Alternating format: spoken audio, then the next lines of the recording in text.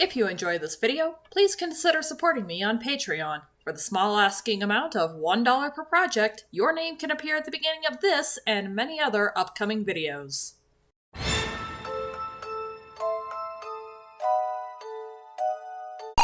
Cutting in real quick during these opening disclaimers. If you have photosensitive epilepsy, it's probably best that you podcast listen to this video. Hussie and What Pumpkin had absolutely zero chill with Homestuck's GIF panels, and I tried to get as many still frames and slower loops for the visuals as I could in order to avoid putting anyone in the audience at the hospital for seizures. You've got from now to the end of the opening disclaimers to switch tabs and windows or to obscure your tablet or phone screen. Also, you're going to be hearing the A button sound effect from Pokemon a lot. Be warned.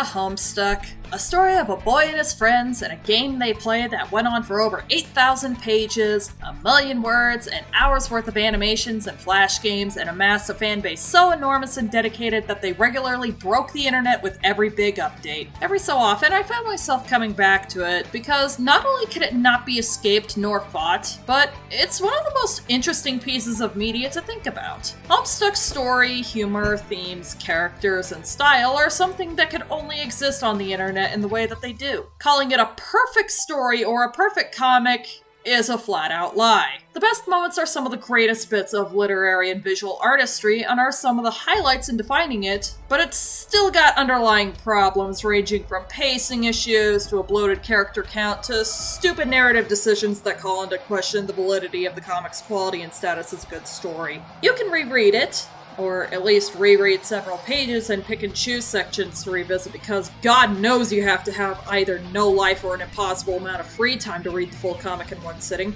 and come away each time with new things to ponder and with changed perspectives. Some things make prior moments clearer on revisit and can result in one facet being tied up with a nice little bow, while others become harder to stomach looking back. And then there are things that, no matter how much you reread them and put them in the skillet on simmer, they don't have a full resolution. I flop all of this in your collective lap because if you clicked on this video not knowing even a tiny bit of Homestuck, then talking about what's effectively the final boss of the comic is going to make about as much sense as the ramblings of your dementia-afflicted grandpappy after taking a substantial amount of cocaine that his meds were swapped out for.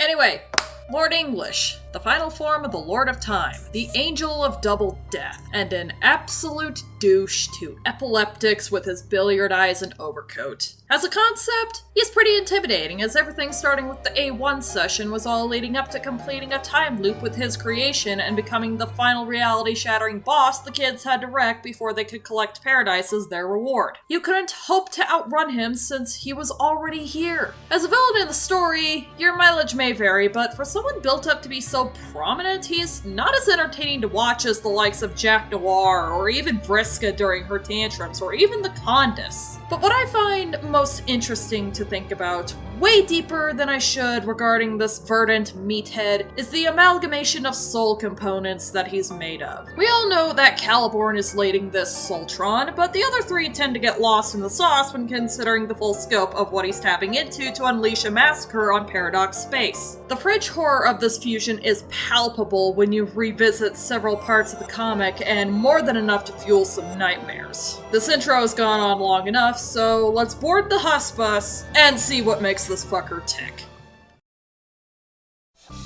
Since there's quite a bit to sort through that'll invariably lead to a fit in the comments section, we better establish some ground rules. Rule number 1 is that this theory video is purely speculation on the topic. There will be some takes and hypotheses that are more out there and subject to plausible deniability, so unless Andrew Hussie confirmed anything in that area canon or non-canon that I may have missed, hard to take seriously when they've trolled the readers as much as they have, keep that in mind and take them with a grain of salt. Rule number 2 is that I'll be sticking sticking to Homestuck proper and gleaning my background information from it as the primary research for this theory. I might tap into the epilogues and Pester Quest for supplemental information, as those contain pieces of lore that can contribute to Homestuck's characters and plot, but keep in mind, these sources are dubiously canon and could just as easily mean nothing to the main story. Same applies to any video essays on Homestuck that help explain one subject or another. And rule 3 is that headcanons are going to be unavoidable in filling the gaps in information, but will be done only where there's no other option and formulated based as close to what's presented in canon as possible. As a corollary to this rule, anyone who knows me well knows I have some particularly strong biases regarding 2 of Lord English's components, which I am going to keep out of analysis as best as possible. Got these noted? Alright, time to proceed.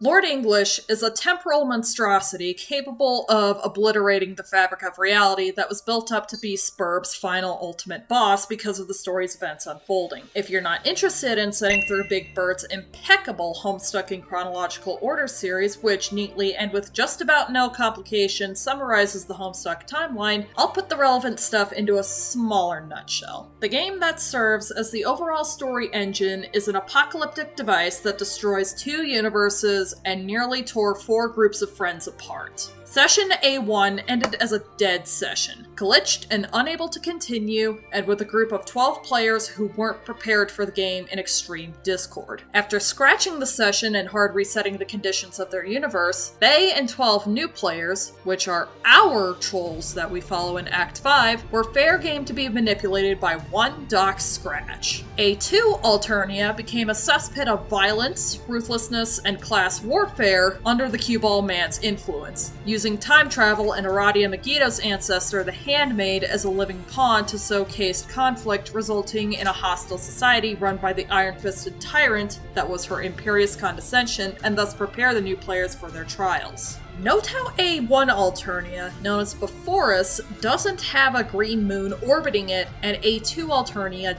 does. Yeah, that moon only existed in A2 onward because it served as Doc Scratch's headquarters. Our trolls win their session and create the B1 universe, but are barred entry to it because Bec Noir shows up to destroy the victory platform, and B1 becomes ripe for Scratch's manipulation, ultimately leading to the creation of the Green Sun, Bec Noir's rampage, and the B1 session going terminal and needing its own reset. Act 5 ends with the B1 kids scratching their session and rebooting their universe into the B2 session and Cherub session that all combine in Act 6, while back in the mansion on Alternia's Green Moon, Doc Scratch explosively evolves into Lord English. That's a very quick and dirty rundown of events. Again, go watch those videos for a better summary, but you get the idea. Though Doc Scratch and Lord English are one and the same, their presentations are very different and even leave different impressions on the reader. English is an ever-looming, contents under pressure threat that's always in the background building to a final climactic battle, but Scratch is an omniscient,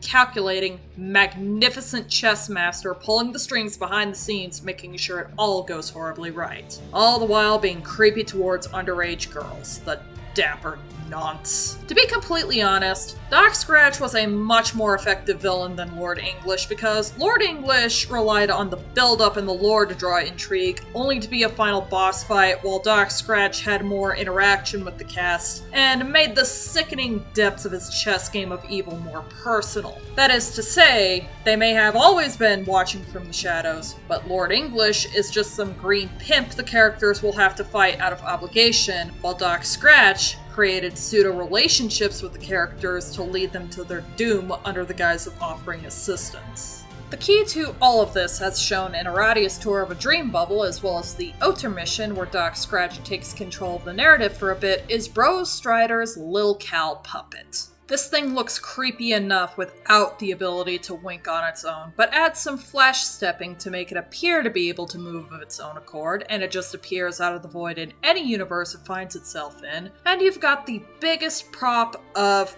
"I knew it!" in the comic, but that's relatively small potatoes. What makes Cal terrifying is its place as an ingredient in the creation of complete monsters running the game. To make a Doc Scratch, and by extent a Lord English, you need to take this puppet, combine it with a magic cue ball that gives omniscient, pinpoint accurate answers to all predictions, and then use the genetic code scribbled by Aradia, Tavros, Terezi, and Vriska in their LARPing manuals, as well as that found in the Tildath coding book belonging to Karkat, put there by a version of Gamzee who killed all his friends. For those who care, the code is comprised of alphanumeric characters found in the phrases tick, tock, break, heads, and honk, honk.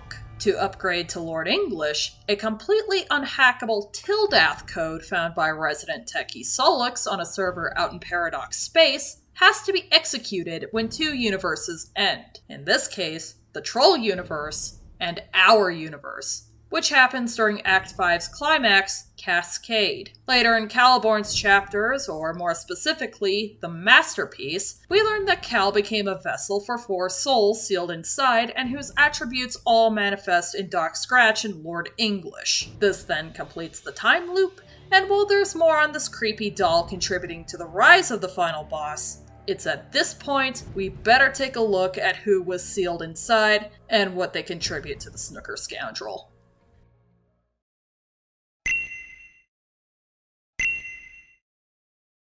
As stated in the intro of this video, the dominant personality and form of Lord English is Caliborn, a candy red-blooded cherub with a need for attention, lust for control over fate in the narration of the comic, and a reputation for being a murderous little rooster lollipop who sucks at drawing. What hasn't this little fucker done to land his status as a monster in his own right? Well, ever since his story paradoxically began centuries in the future on a desolate post-Scratch Earth, and we were introduced to him proper in Act 6, Caliborn's rap sheet includes, but is not limited to, mentally abusing his sister Calliope, who he shared a body with until he effectively became the dominant personality, cheating at a game of chess, creepily watching the B2 kids, especially Jane and Roxy's vulnerable moments, and just being a redditor about women in general. Forcing Dirk to draw smut of Jane and Roxy, all while stalling for enough time to have Dream Calliope killed by his session's Jack Noir. Reveling in the suffering of others, such as the insanity leading up to Unite synchronization and rubbing it in Calliope's face. Pumping Gamzee full of lead and beating the shit out of him with a crowbar. Sucking at drawing, being a pretentious wanker about his art skills. Conquering all the leprechauns to assemble the felt. Brainwashing Union Jack into doing his bidding via Lil Hal. Getting in spats with the narrator. Stuffing the narrative NES cartridge with pixie sticks to cause glitches in the story. Killing Andrew Hussie in universe. Taking over as narrator in Part 4 to write Homestuck out of spite. Destroying dream bubbles and the souls that reside inside them as well as the fabric of reality. Doing everything he does to ensure his sister is double dead. Being a dick to epileptics with his strobing overcoat and rapidly flashing pool ball eyes. Destroying his god-tier clock to ensure his immortality, and deciding he'll be Spurb's final boss on Nightmare difficulty. The Lord of Time can certainly live out any sentence Mousesite books him with out of immortality or breaking out himself or assisted by his legion of minions, and that's nothing to say of being unable to outrun him because he's already there. The Handmaid found this out during the Otermission. The Condis found this out and accepted those terms upon killing the Handmaid. The comic was always leading up to this singularity, at least once the story took a more focused direction in Act 4. Caliborn is the most straightforward element to analyze, while also having a level of complexity to him that enhances his machinations and makes what he grew up into click. Right off the bat, his cruelty and ruthlessness was always cemented in his DNA as per how cherub moral alignment ties into their procreation. Evil parent is defeated, alignments remain the same in the offspring respective to the sexes. Good parent is defeated, alignments switch sexes in the offspring. Caliborn is most certainly his father's son, alright, even though cherubs don't raise their own young. Calliope and Caliborn were raised by Gamzee via time shenanigans, and as noted by Arania, this anomaly resulted in the two turning out a mite spoiled. Something I'd muse factored into Calliope's wallowing in defeatist pity. Granted, there wasn't anything she could feasibly do, even taking her title as a muse out of the picture, but not a character type getting much mileage on sympathy from me. And exacerbating Caliborn's psychopathic behavior. It doesn't stop at being a sore loser and resorting to any means necessary necessary to win a game with even the lowest of stakes. During Caliborn, enter, the first thing he does upon awakening as the dominant personality and taking corporal permanence is to chew his own leg off instead of look for an alternative way to unlock the chain Calliope secured to herself before this takeover that only she could unlock. Patience is not in his arsenal of character traits either, as his many spats with the comic's narrator are often interrogation to be handed all the answers and keys to his quest, as opposed to everyone else who's played this game actually exploring their worlds and uncovering things along the way. He even tries excusing this as possibly having a learning disability expressed in a hunt and peck typing style, refusing to use caps lock for his typing quirk and getting annoyed that the narration station being caps locked by default, and his art style that looks like it was made by a 2-year-old. These traits become a bit absurd when you consider that Caliborn and Calliope are 11 Earthsea units, or 16 standard Earth years old, and Calliope is drawing on the level of regular Tumblr artists, though it could be a difference in how they're wired as opposed to their socialization. Again, Caliborn didn't need to be all alone to turn out the way he did. He annihilated his social capacity right out the gate, and when Gamzee is the closest thing you have to a parent, that might do a number on you. Fascinatingly enough, when you factor the comic's themes of meta and control over the narration into what makes Caliborn tick, he's a much more sinister yet straightforward reflection of resident spider bitch Vriska, a couple of sociopaths who will do anything to become more important to the narrative, including being responsible for destined tragedies. But while Vriska does it in service of being seen as a hero, even though her actions are anything but good and heroic, Caliborn makes no bones about doing horrendous things, and that he absolutely is a disgusting villain players have a snowball's chance in hell of defeating. The rest of the cast may not have interacted with him save for the B2 kids being frequently harassed by him and John finding him in his hideout to beat the shit out of him in Game Over, but he still commands that he be given an audience all the same. Small wonder that the most fitting punishment he receive is being condemned to irrelevance as the cast that's still alive nopes the hell out of the final level to break free from canon and live their lives on Earthsea, an ending whose execution depends on the reader. This also applies to the meat epilogue, which is admittedly better than Candy, but is still an I've won, but at what cost payoff. Still, Caliborn is the main groundwork for what Lord English would be built from, and when this component was already a monster in his own right, what direction does he have to go other than deeper into the bowels of treachery?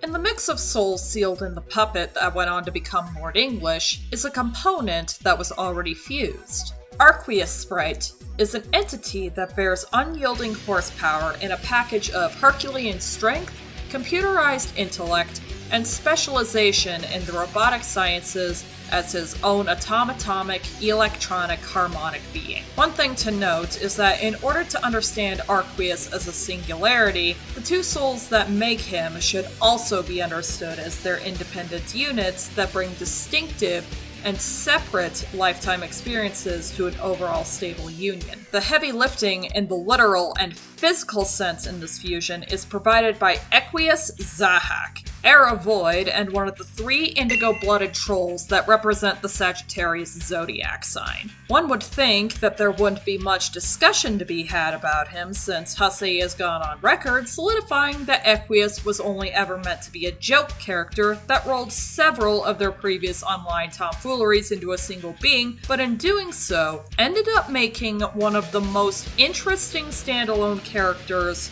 on accident. At a cursory glance, there's enough to make readers, the other characters, and even the narrator not like him. To find him repulsive, even. Sure, there's the sweat issue, the anger management problems, everything breaking under his touch, even the borderline furry affinity with his fascination with horses and his unusual taste in art. But the classism is where everyone gets tripped up. Equius is a very proud blue blood, made literal by the hemocaste system that Alternia runs on, where trolls with blue to warm purple-colored blood make up the aristocracy, and where all colors are obligated to obey those higher on the pecking order without question, and subjugate those below them without hesitation. Any deviations from the so-called norm fluster him to fetishistic levels. Prime examples being Gamzee being a crass stoner for someone one rank above Equius, and Aradia conducting herself with politeness and grace, not associated with being the lowest rank in the system.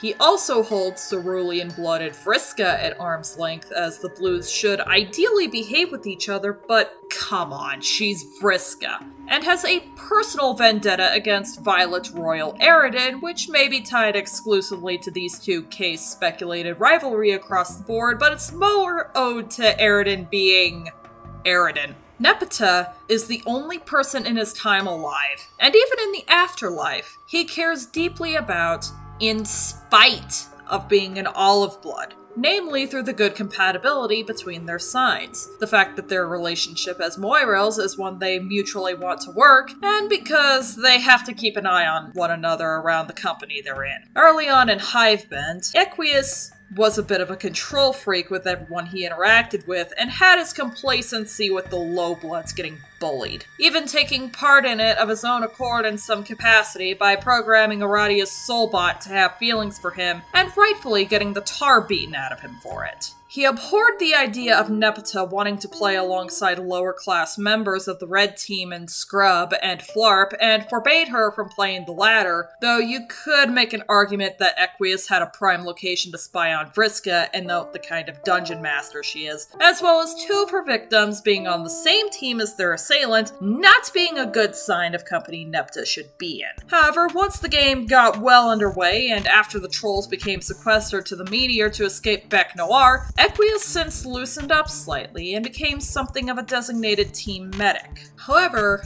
that doesn't mean he abandoned his beliefs entirely, because he still had plenty of insults to chuck at Tavros and put his own honor before a reason when Karkat gave him orders to deal with the now off his meds and out for blood Gamzee. Something he even warned Karkat about ending the way it did. To the surprise of absolutely everyone, and no one simultaneously, Equius lets himself get killed by Gamzee despite being able to body this clown in a one-on-one fight, taking an arrow in the knee, choked with a broken bow until he was void of air, and living up to being an Era void. Chaotic Strength by Toby Fox goes unused. Equius wouldn't become relevant again until being prototyped as a sprite, along with a pair of computerized anime shades. It's also frustrating and tragic at the same time, because how empty does a 13-year-old have to be to futilely cling to a screwed-up class system that only caused animosity on his home planet and affected his ability to form meaningful relationships and even die by that system just to feel like he has any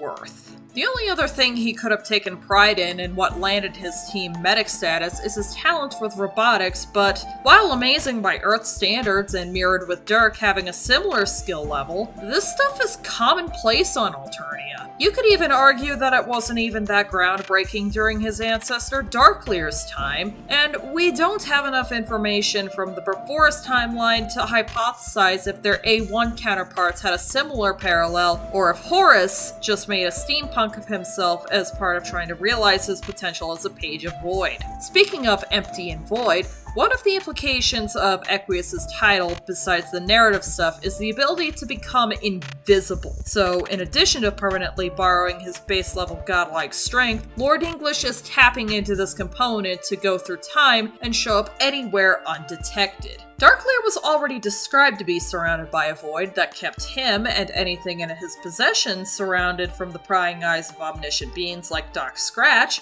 a characteristic shared with Roxy Lalonde in the form of any narrative time viewers blacking out and losing signal when trying to focus on her whereabouts. It would be logical to assume that Equius has something similar going on. After all, his blood was used as ink to cross out and censor information noted in Rose's tome pertaining to the creation of Lord English. Now that I think about it, the latent void abilities may have contributed to keeping the trolls hidden away from Beck rampaging to finish the job, and once Equius' body went cold, the effect wore off, but I wouldn't stake my life on it, especially with Vriska being the team light player and her attempting to go off and fight Jack would leave a pixie dust trail for him to follow to the hideout, finding the rest of the trolls, and signing their death certificates in that scenario. Interesting to think about, though. After prototyping, Equius becomes a much different character, and I just realized that Arquius becoming a key factor in English's creation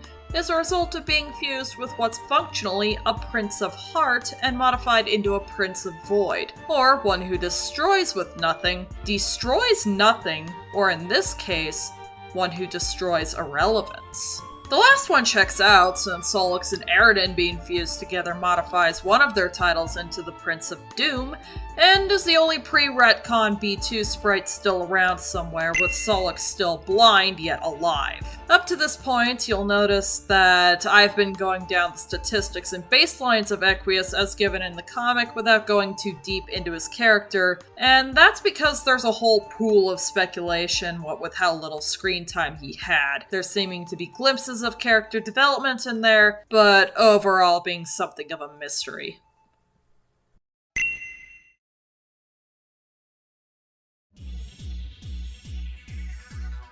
In the mix of souls sealed in the puppet that went on to become Lord English is a component that was already fused. Arquius Sprite is an entity that bears unyielding horsepower in a package of Herculean strength, computerized intellect, and specialization in the robotic sciences as his own automatomic, electronic, harmonic being. One thing to note is that in order to understand Arquius as a singularity, the two souls that make him should also be understood as their independent units that bring distinctive and separate lifetime experiences to an overall stable union. The heavy lifting in the intellectual sense in this fusion is provided primarily by Lil Hal, Dirk Strider's autoresponder in the form of computerized anime shades. Since Hal's programming is based on Dirk himself, namely his thought processes, interests, and mannerisms from when he was 13, and can notably be counted as a splinter that comes with the territory of being an iteration of the Prince of Heart, prepare for a lot of discussion about Dirk himself and his pre-scratch counterpart to unlock Hal's machinations as a standalone self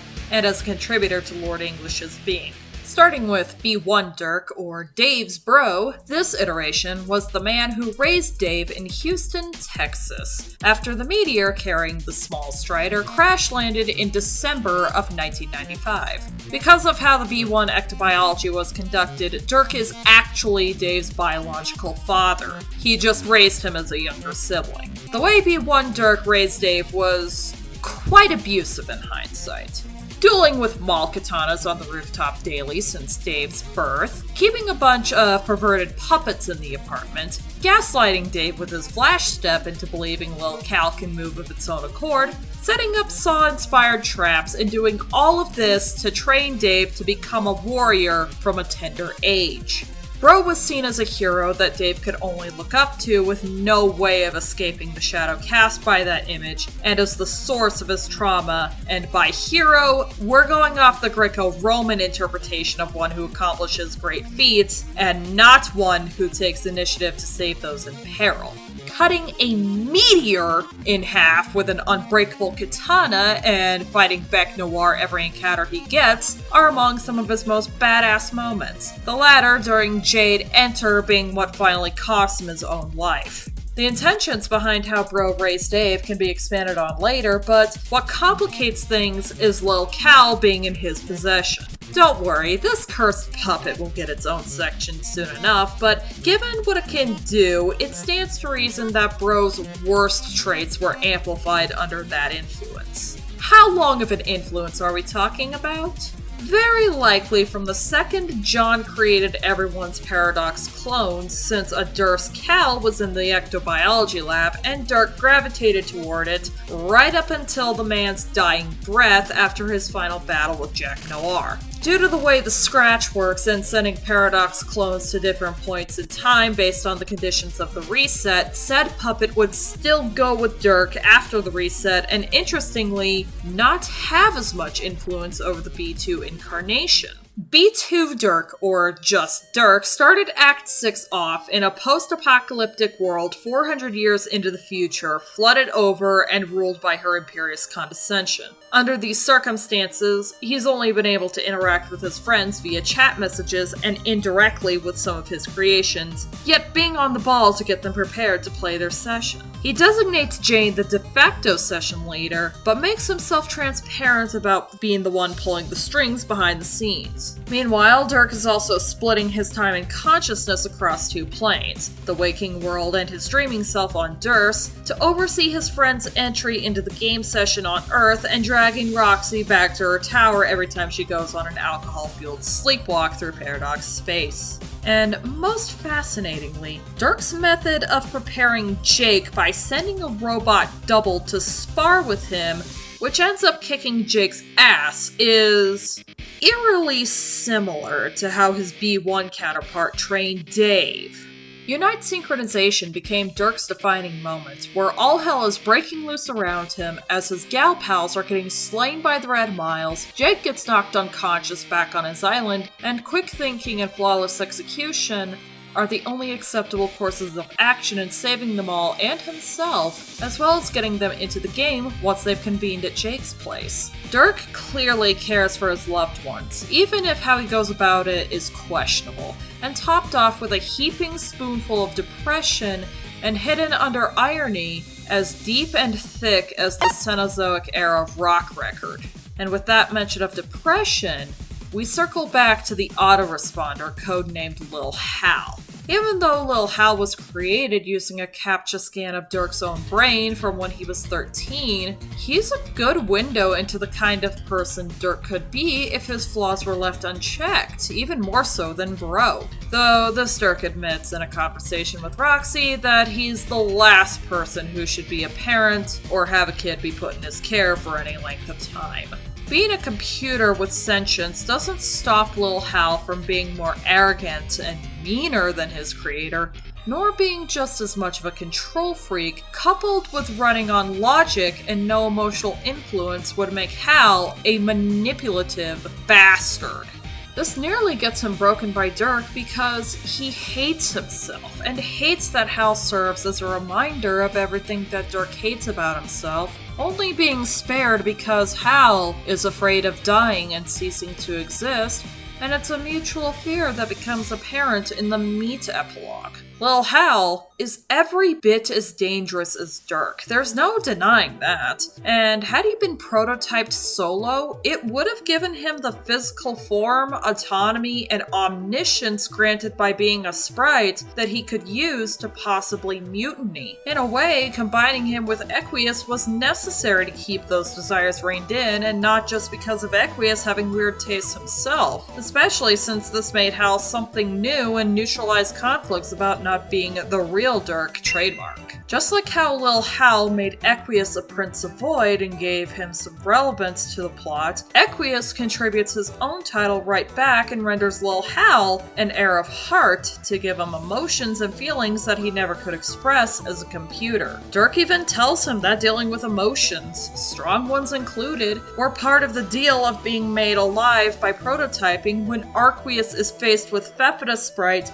and starts freaking out because the consequences of Equius' actions have arrived. As for an element of Lord English, Lil Hal doesn't truly have a god tier, but this video and everyone has been assuming that since he's a splinter of Dirk, the Prince of Heart title applies. And communicating this was clunky and rambling on my part, so that's my bad. As a Prince of Heart, Dirk Prime is described as a heartbreaker, heartless, one who destroys his aspect. Heart is an aspect that also is interpreted as souls, making Dirk a destroyer of souls as it's actually Brain Ghost Dirk, which is a figment of Jake's mind, but it's still Dirk nonetheless, has force lightning that can pull a soul out of someone's body and vaporize it. Give that ability to someone hell-bent on raiding all of Paradox space to double kill all instances of his sister, modify it into a one-hit kill version of Hyper Beam, and you have Lord English destroying dream bubbles and all the souls within, as well as vaporizing anyone in the ghost army within range. I put that out there in discussion of Dirk himself, but the autoresponder is Dirk, a version that couldn't grow up due to being imprisoned in a pair of Kamina shades, and the things it did opened a door down a path the OG fought as hard as he could to avoid going down. But come the epilogues and the masterpiece, a wise tortoise once said that a man often meets his destiny on the path he takes to avoid it.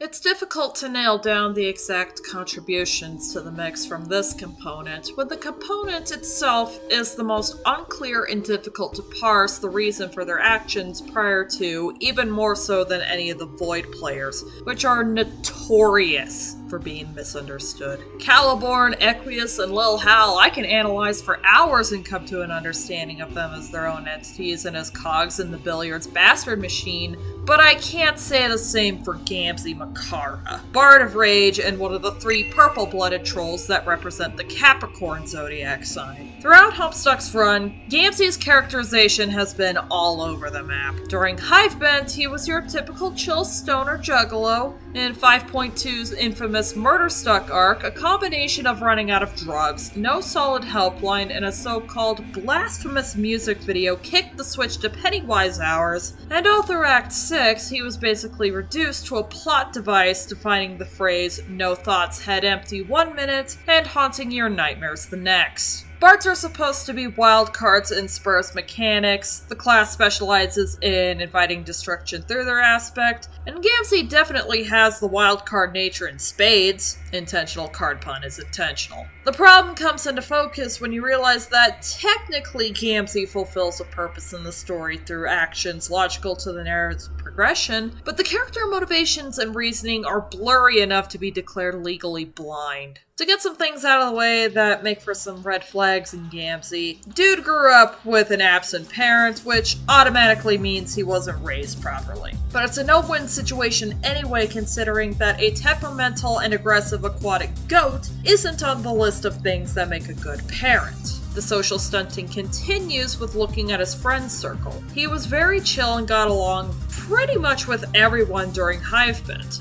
including the enemy NPCs of the game the cast plays, but in an alternate timeline where he wasn't a stoner, he outright killed everyone in the group. This could go back to the opposite end of Moira allegiances in the series, where Nepta and Equius are the textbook definition of the quadrant and one of the most straightforward, dare I say healthiest, relationships in the troll group. Gamzee and Karkat are what happens when it's a necessary connection that neither one puts the effort into. I'll give Karkat the benefit of the doubt that he really does care about Gamzee's well-being and got it to work for a few minutes to conclude the Murderstuck arc, but outside that one active prior check-ins, he really didn't do much preventatively. Not that Gamzee fared much better on his end and was a net danger to everyone involved. The stoner comment isn't an exaggeration. Gamzee was addicted to sober slime, a substance that trolls are meant to sleep in, essentially wading pools of to dull nightmares and negate the effects of psychic interference such as chuckle voodoos and whispers of the horror terrors.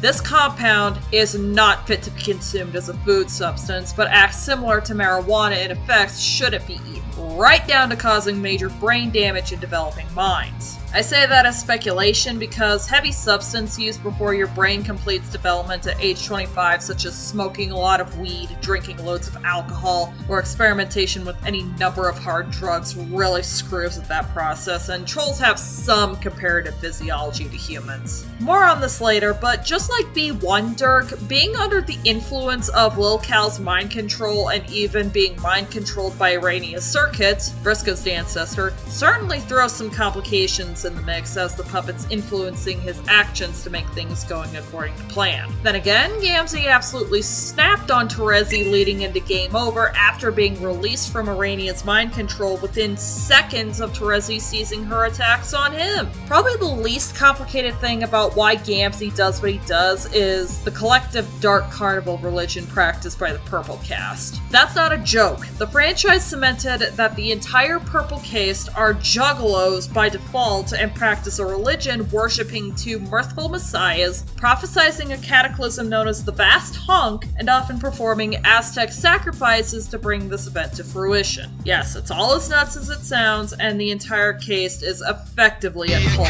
Said cult becomes even more insane to comprehend when Gamzee effectively becomes their death god of worship. As a bard of rage, there's a number of ways to read his aspect's application. He dealt the largest amount of damage during the battle with the Black King in the Scrub endgame, more than the finishing blow that Vriska dealt, and much to the unnerving of his friends. Once he loses his goddamn mind after Dave showed him the Insane Clown Posse music video, the blasphemous one, he effectively invited, welcomed in even, the destruction of everything and everyone around him, because heaven forbid an Earth human make a mockery of the Purple Caste religion. Killed the Meow Rails, put Karkat in a panic attack, and a little side note, the second you start panicking, you become less than useless because now you're putting everyone else in danger. And Gamzee even managed to invite the destruction of his own social connections through his anger-fueled insanity. Everywhere he goes, something is going to get destroyed because someone gets pissed off.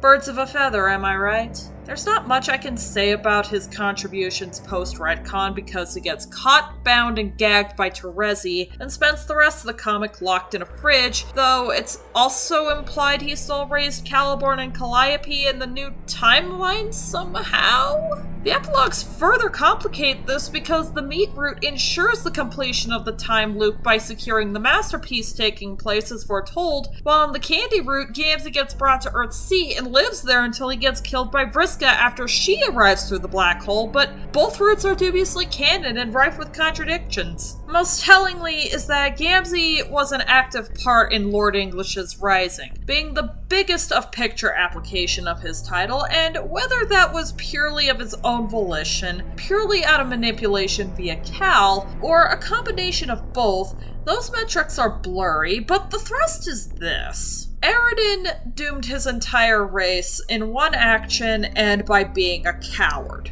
Vriska doomed 2 sessions by securing the creation of an unbeatable boss and putting her friends in danger so she could be the most important being in the story, but Gamzee doomed everything in Paradox Space, helping his death god become a reality and putting everything at the risk of getting struck from existence in an undying umbrage.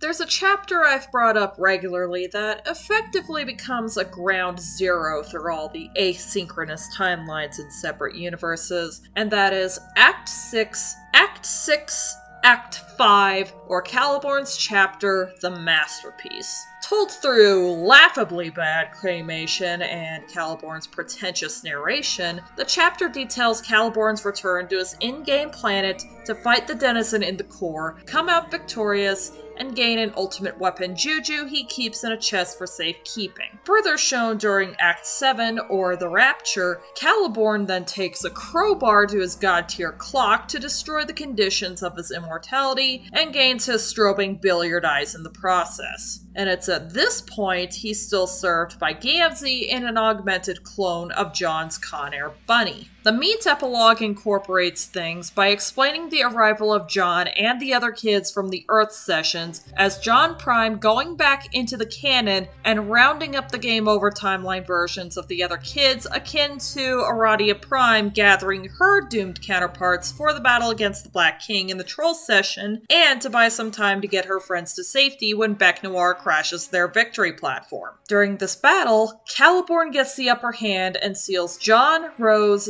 Dave and Jade in the ultimate juju weapon, and then that chest for quadrillions of subjective years until Vriska releases said weapon during the Rapture and continued events that follow in Meat. The ultimate fates of the B2 kids are unknown, but they have an even tougher time against Caliborn. Jake unleashes a mass hope explosion to turn the tides, and then causes Caliborn to refer to himself as Lord English as a sign of respect. Which, funnily enough, is a reversal of B2 Jade or Grandma Jade taking Lord English's name in her dying hours out of spite for the Condis to remind the glub glub huge fish of who's ultimately got her on the leash. Dirk then gets enough time to kick Caliborn's ass, bisect Gamzee as Game Over Kanai did once before, or maybe he just fell apart after tying himself back together with some rope? I don't know. That motherfucker is immortal so long as he's in the canon. And demand the puppet back. A herd of robotic horses stampede in alongside Arquius Sprite, and Arquius holds Caliborn down so Dirk can target the cranial creep. What no one counted on, though, was the range the attack had, so Dirk rolled a nat 20 on ripping out Caliborn's soul, and Arquius and half of Gamzee got caught in the crossfire, getting sealed inside the puppet alongside him before being banished into the void by Roxy. Thank God for the POV plugin while writing the script, because trying to follow this thing as well as the others through thousands of pages can get very confusing very quickly, but since Lil Hal's links stop there, I can only assume that the loop continues anew when this cursed doll shows up in Dave's tower on Durst in the B1 session. That does make some lick of sense, since the best way to track what Cal we're looking at is looking at what it's decked out in. Here's the best I could gather from this figure 8 of a timeline, even though there's not just the implication, but the confirmation that there were 2 Lil Cals making the rounds. The freshly loaded puppet shows up in Dave's tower after Roxy banishes it into the void, which then gets thrown out by Rose, lands on Bro's hoverboard, and takes a ride through a time gate where it ends up in the B1 ectobiology lab. Dirk's Paradox clone gravitates toward the puppet, and the two are sent back to roughly 30 years before the session begins, during which it gets an outfit change from Dirk's pajamas to the blue Cal shirt. April 13th, 2009, Cal gets torn up in the Strider beatdown. In the timeline future Dave came from, the puppet was prototyped with the sepulchro, an outcome prevented in the prime timeline by this Dave going back in time to prototype himself with the sepulchro. The puppet then gets stitched up at one point, claimed alongside Bro's shades by Beck Noir's trophies, and brought with him to the Troll's victory platform, thrown in a doomed Aradia bot, then sent back in time with the music box time machines to an incoming meteor that then goes further back in time to crash near Aradia's hive.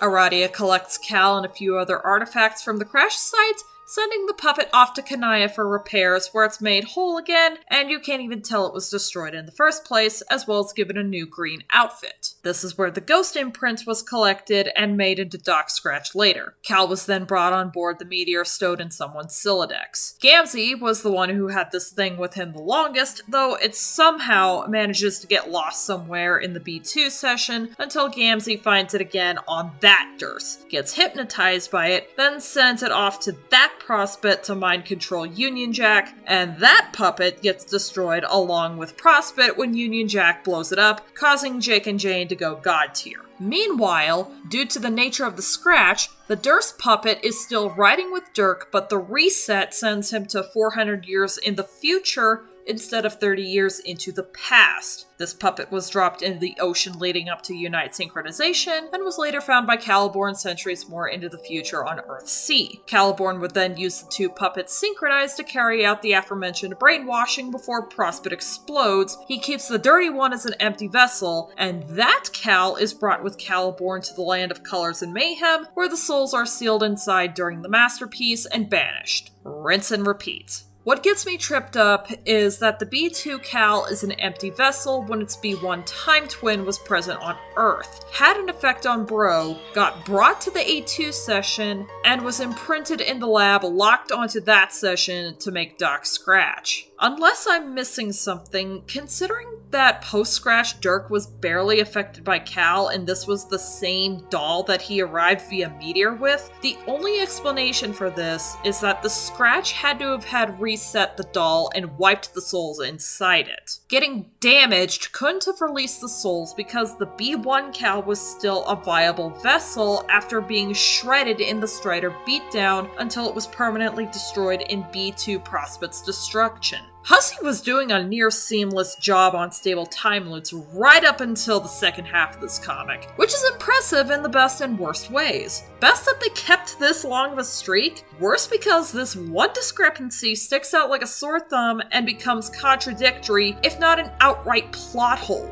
Also, the retcon and how that affects events supposed to keep the English time loop stable, but that's not the priority here. There's another possibility that could bridge things, but put a pin in that for now because the mind control stuff also comes across as inconsistent. Bro, Gamzee, and Union Jack stared into the abyss, and the abyss stared back and made them servants of varying degrees to Lord English. Union Jack is a character that just exists, so the most Caliborn could do was command things in a way to get the kids God-tiered, have him fuck off for the rest of Part 3 and all of Part 4 until Collide, then turn into a black hole courtesy of Dave concluding his character arc during Collide. Bro was influenced by the puppet to raise Dave to become a warrior that would then be destined to fight and defeat Lord English, and Gamzee became Lord English's main follower as a devotee of the Dark Carnival faith, raising and serving Caliborn, and eventually becoming a piece of the Billiards bastard. Dirk stands out as an outlier because by all metrics he should have been influenced more by this abomination. He keeps it around as a security blanket.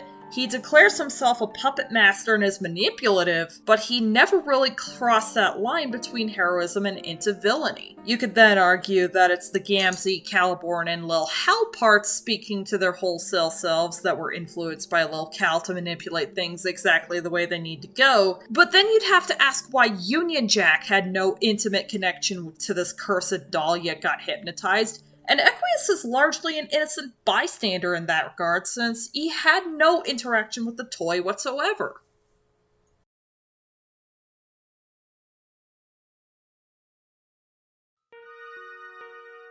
It's at this point I could say that when Lil Cal was imprinted into Paradox Slime, combined with that of a magic cue ball, and programmed with a repeating string of alphanumeric characters as genetic code to make a time-traveling evil cue ball man, that it was merely imprinting aspects inside the vessel, and they became characteristics of Doc Scratch and Lord English as opposed to transferring them and leave it at that. But that'd be boring. The soul transfer theory is what could possibly bridge the B1 to B2 gap where Lil Cal was empty, but then on further reflection, Gamzee was mind-controlled by it on the meteor, and Caliborn controlled Union Jack through effectively another psychic double reach-around, so that doesn't really pass the sniff test.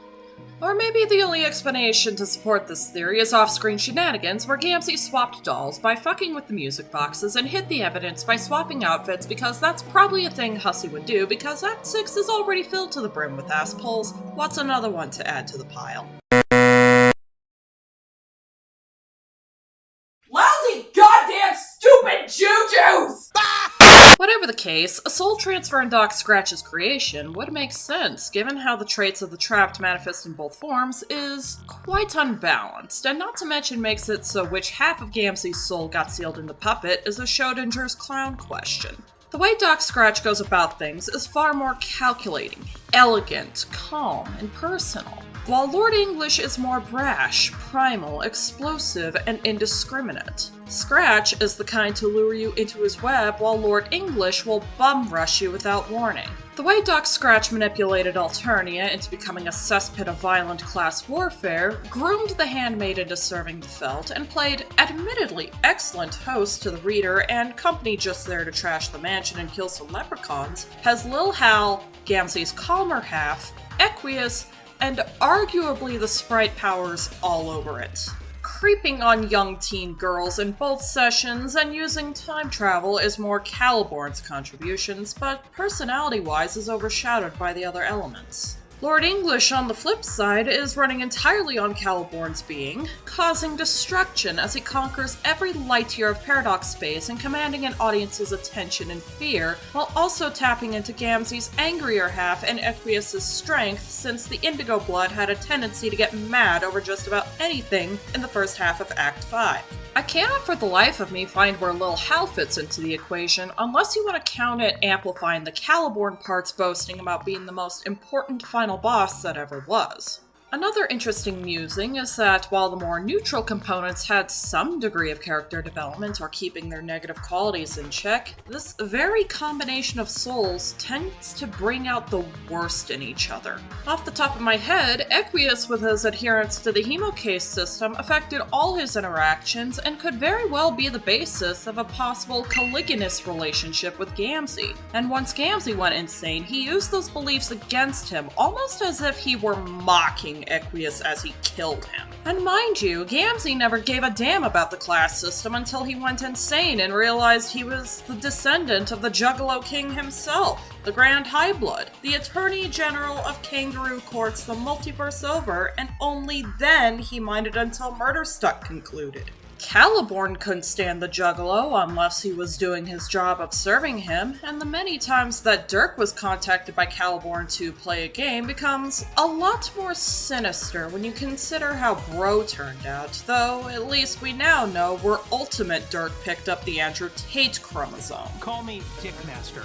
Lil Hal probably had to block the cherub at some point to keep him out of the comms. Speaking of Lil Hal, with the number of times Dirk had to bribe Gamzee with soda to make him leave the Colonel Sprite alone while delaying prototype Lil Hal, you could argue that Gamzee made Dirk's self-image in relation with his alternate selves worse. His relationships with Jane, Jake, and Roxy aren't really included in that package because Dirk did the fool part all by himself. And of course, Gamzee goes ahead and prototypes Equius behind Dirk's back. Anyway, Dirk says fuck it and throws the shades in the mix because, hey, he did promise to prototype them, and if you thought Dirk's relationship with himself was already strained and Equius wasn't going to get a warmer welcome from him, Arquius managed to make that all worse. While these two being fused was necessary to their well-being and to fully unlock their inner machinations for some degree of happiness, it also comes with a side effect of Equius' elitism amplifying Lil Hal's arrogance to make Arquius one of the most unbearable assholes in fiction and borderline insufferable depending on the reader. The one time Caliborn and Arquius interacted, it was so the latter could help Dirk rip the former's soul out, and both ended up getting trapped inside a puppet with each other anyway, brawling for all eternity. All four components have had interactions that resulted in net negatives and creating animosity, and being stuck inside a puppet to duke it out for thousands of subjective years leaves little wonder to Lord English's spite levels being so high they could be mistaken for an episode of Velma. Shots fired! Caliborn being evil incarnate wasn't much of a surprise considering what he was as a standalone immature high schooler and upon becoming a complete monster terrorizing the flow of time itself. But what about the other three, and why them specifically? It's a hard pill to swallow, but Gamzee, Equius, and Lil Hal all have the capacity for doing evil things, but where, if at all, they reach that capacity is different. Let's get Gamzee out of the way. This Joker could only be good-natured so long as he was constantly drugged up on slime or subdued by a bigger fish. Lord English, Arania, other purple bloods, doesn't matter. I'm not going to deny that, like Vriska, he had a lot stacked against him with a self-destructively immature coping mechanism to boot, but at the end of the day, they took the actions they did, made their recupercoons, and now they have to lie in them. Being under the control of other villains also undermines his effectiveness as a villain himself, and believe me, it sucks. There was potential for him to become a Kefka Palazzo, and all the makings are there, but none of it was ever used properly. And if anyone had any doubts that Gamzee wouldn't have a shred of decency left and his murder sprees after sobering up were exacerbated by withdrawal, while I'll agree to the horrors of withdrawal, explain to me why as soon as Gamzee was released from any form of mind control in Act 6, He's completely insane and violent. Explain to me why, even though polygamous relationships are based in hate, Gamzee was reportedly abusive to Terezi when that's not the level that quadrant should ever reach. You can also lump that pathetic excuse of immoreligiance with Karkat in there too. I would ask to explain Gamzee becoming a child molester in the Candy epilogue, but since the epilogues are dubiously canon, anything that happens within them should be taken with a grain of salt. However, if Gamzee somehow didn't cross the line you can't return from in Homestuck proper, then Tavros Crocker implying his clown uncle is a creeper, and said clown fucking Vriska after she arrives on Earth C through the black hole, and by the way is still 16 when she arrives, absolutely does.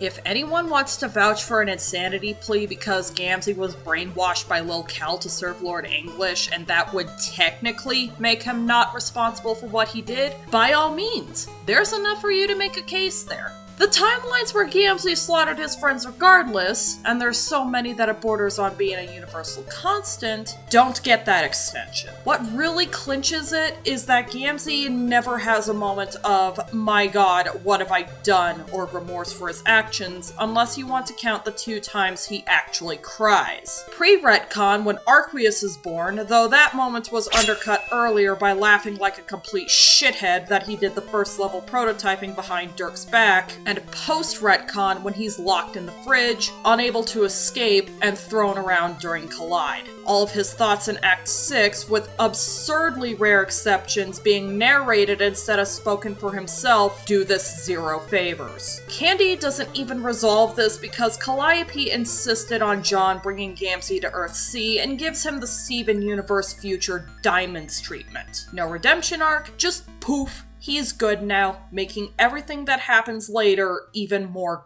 gross. Gamzee is fully capable of reaching his capacity for evil, and he absolutely did. Full stop. Lil Hal reaching his capacity for evil is a crossroads that's left entirely to speculation, since he couldn't really do much himself, being a pair of anime shades and all, and of course Equius being a sort of restraining measurement as Arquius. He certainly didn't see Jane going Crocker tier as a good thing, at least where her morality is concerned, calling her becoming evil an unfortunate side effect of achieving perfection through a sort of unwilling roboticization. Then again, he considers Hal 9000 the protagonist of Space Odyssey, though you can go 2 ways with this. The protagonist of a story can be a villain. Just look at The Wolf of Wall Street or Invader Zim, where the one driving the story forward is clearly not a good or righteous person, or Hal's simply up to his own irony as usual. I'll still fully admit, though, that's a red flag. How sincere his intentions were in aiding Jane, Jake, and Roxy entering the game and pulling off the Titus rescue mission the way it went is absolutely up for debate, and even discussed with Dirk after the fact for a bit. It's mostly regarding starting a thing with Jake with 2 possibilities: winning Jake's affection by rescuing him, or playing the damsel for Jake to rescue and rewarding him handsomely.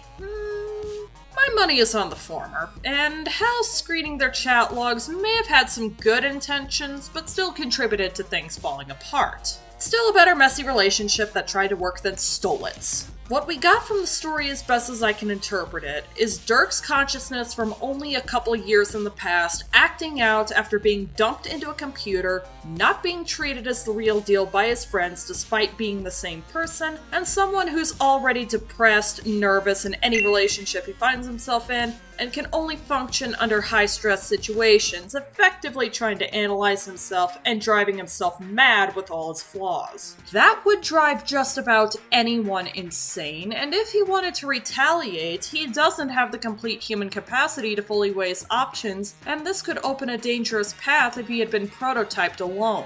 I put most of it on Dirk, and these 2 frequently sniping at each other before and after entering the medium has to classify as self-harm. The closest semblance of realizing you fucked up is when Dirk gets so fed up he tries to break glasses in half, begging to be spared on account of the hypocrisy of wanting to end Hal when he's just as culpable of ruining things between his friends and being a control freak and being terrified of effectively ceasing to exist if Dirk goes through with it. For all Hal knows, there's no afterlife for him, And Dirk stops because even though he's ruthless enough to kill himself and would do so at the drop of a hat, ceasing to exist is the only thing holding him back, and he understands the weight of that fear. I'd say Dirk seriously needs therapy, but everyone in this series could keep a single counseling office open until the end of time. On the mildest end of the outcome slider, Lil Hal would be in the same boat as Dave Sprite. Sprite versions of themselves, but relegated to be seen as nothing more than cheap copies by their friends.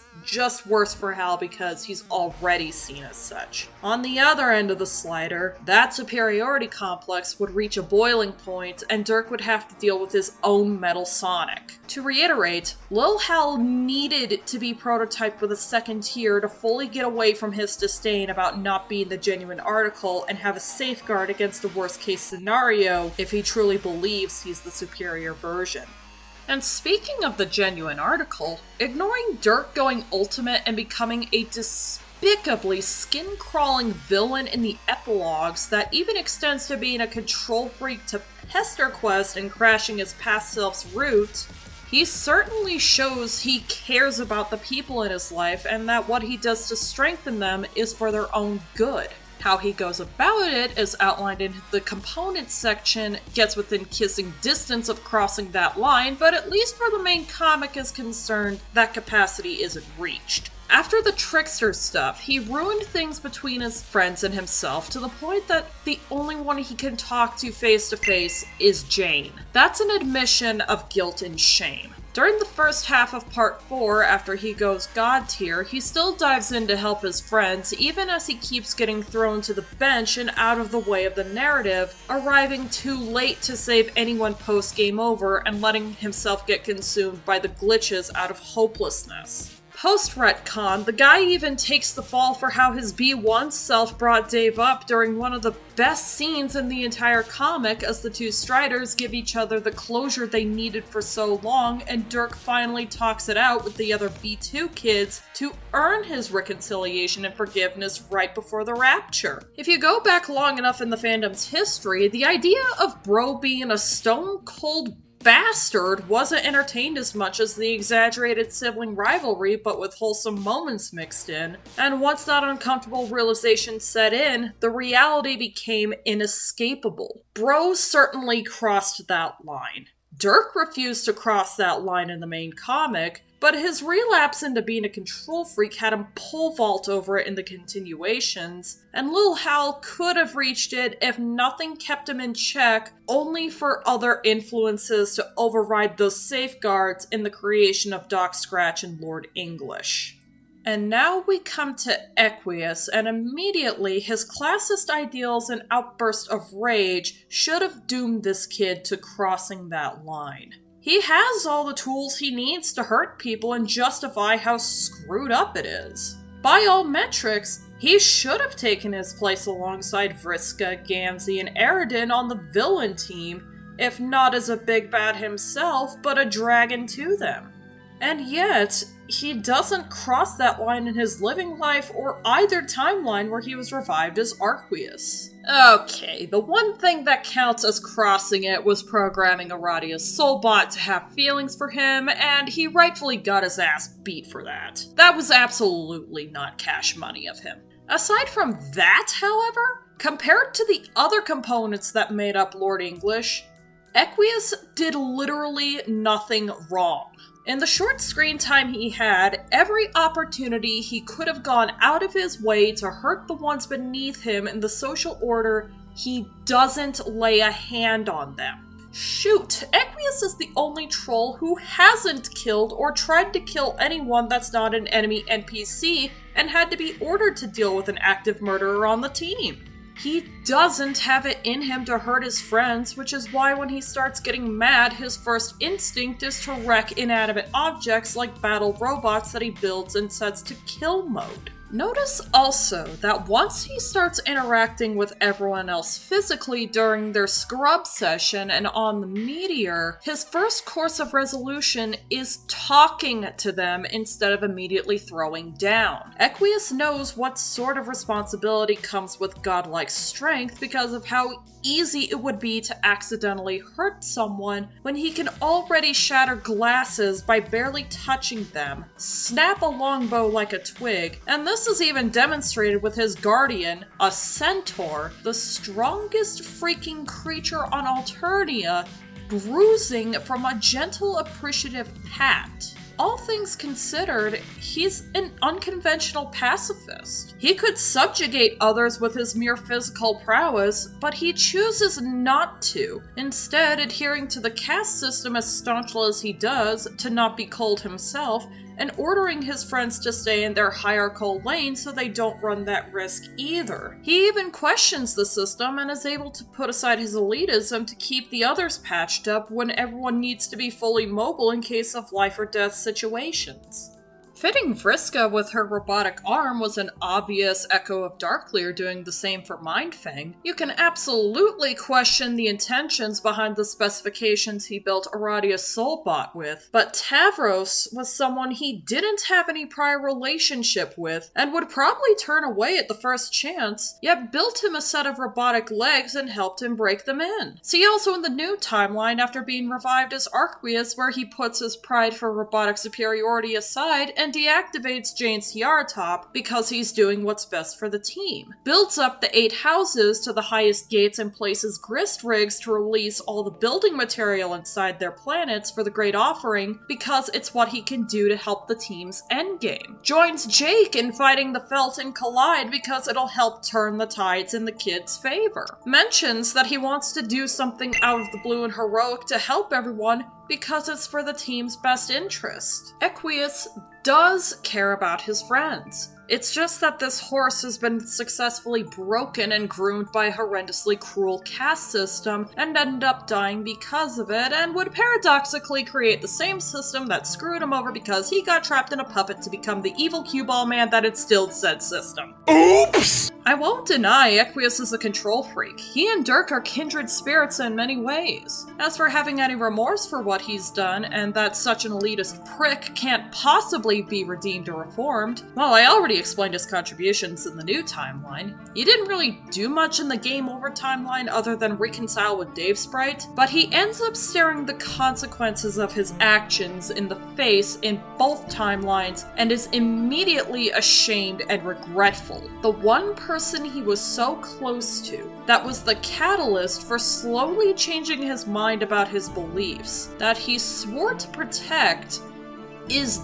dead because he failed to deal with Gamzee. And he immediately admits how badly he screwed up, apologizing and even asking for forgiveness. The earlier scenes in She's Back imply that through Arquius' actions, Karkat, Kanaya, Terezi, and Vriska forgave him, which is fine. The best way to say you're sorry is to show you're sorry and make up for it. But with Nepeta, it's a more personal issue that he feels a verbal, heartfelt apology is owed as well. If Equius only cared about the caste system, he wouldn't bother with this moral religions at all. He wouldn't have bothered to say goodbye to her in case he didn't make it back from his mission, and he wouldn't have bothered to make amends with her in the dream bubbles or after being prototyped. Different ballpark, but he listens to Karkat despite him being even lower on the pecking order than Aradia because Karkat earned everyone's respect as a leader, Equius is included. Arquius admitting and acknowledging he's no longer above anything and never was to Dave Petta feels kind of like an asshole, but the president was there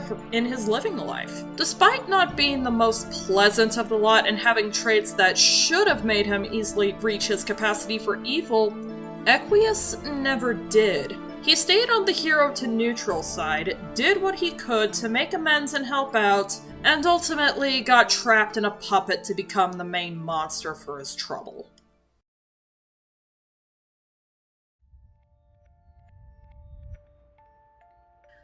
There's a quote from Casey Jarm's essay on Dave Strider's character arc that inspired this entire video. Do you think the Equius and Lord English felt bad about going all sans Undertale on a version of Nepeta? That got me thinking about this Emerald Enigma's components and how they work, as you've heard me ramble on for the past hour and 10 minutes or so. The final question I've thought about to close this video on is going to be a fun one. And by fun, I mean anything but, because of how horrifying the implications are and relying entirely on speculation. How traumatizing is being Lord English for the three souls Caliborn brought along for the ride in his annihilation of reality as we know it? I can already tell you that Caliborn is doing this of his own volition, and it's what he planned to happen from the very beginning. The other three, though, only got brought along because Dirk's Force Lightning had a larger attack range than anticipated. We're not working with the assimilation theory because, well, that's boring. Though it's a whole new tupper of fridge horror itself, as all four components would have melded into a soup of souls as indistinguishable as the country rock of Alaska's Terracotta Mountains. Nah, I'm going for the jugular of everyone's feels here.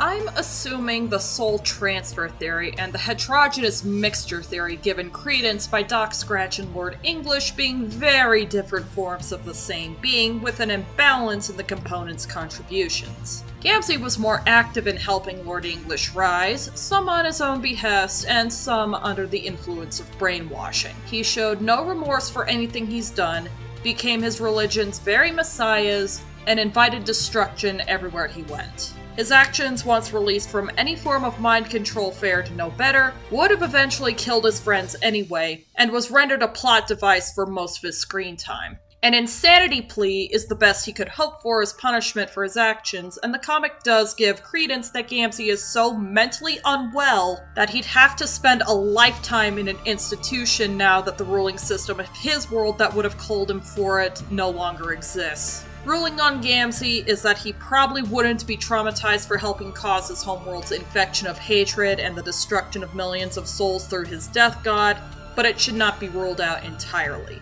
Lil Hal has no skin in this game, being a pair of robotic shades, and has demonstrated that he could have become far worse than he was given how manipulative and arrogant he is. He was once a flesh and blood person, condemned to a computer program and a sprite for the rest of his life, yet has glimpses of understanding morality. For screwed up purposes, mind you, but an understanding nonetheless, as well as a fear of fading from existence. I don't think it's possible to attribute experiencing trauma to Lil Hal since he has no full capability of emotion that would result in this outcome, so the ruling for him is a no to being traumatized by being brought along for the ride, but still having the capacity to acknowledge that this presents a problem. Equius had adhered to a system he was paradoxically responsible for and could have caused more misery through it, but chose not to. He had his misdeeds that he acknowledged, apologized for, and worked to earn forgiveness from the friends he wronged, then got screwed over dealing with a relevance-craving Redditor and trapped out in Paradox space with him, his killer, and the AI he was fused with that could have gone rogue. And to top all of it off, was damned to have his strength used against his will to hurt innocent souls, give his best friend merged with the brother of his fusion component a bad time, and ultimately die at their claws in the epilogues. Equius would definitely be traumatized by this experience. Lord English causes suffering and destruction to every coordinate of time and space he arrives in, and the souls he's composed of that served or tried to stop his younger self and got brought along for the ride aren't safe either, which is a horror that transcends everything. Or maybe I'm just taking Lord English's soul assimilation too seriously.